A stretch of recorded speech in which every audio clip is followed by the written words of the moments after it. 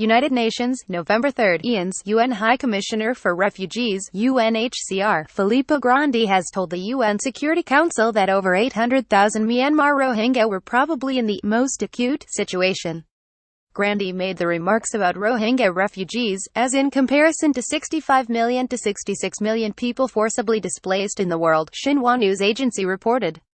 We spoke about some of the most complex crises in Africa, especially South Sudan, the Democratic Republic of Congo, he told reporters outside the council's chambers.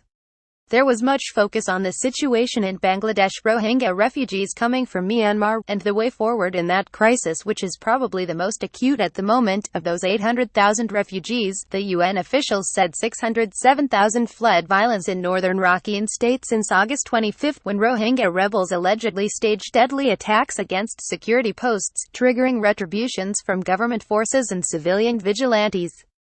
Villages were torched and villagers fled in face of deadly violence.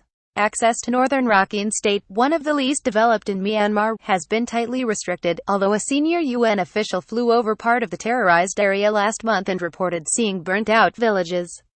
There was support for the role the UNHCR can play in facilitating discussion on voluntary, safe and dignified return if and when conditions are created in Rakhine State for this to happen, the head of the UN Refugee Agency said.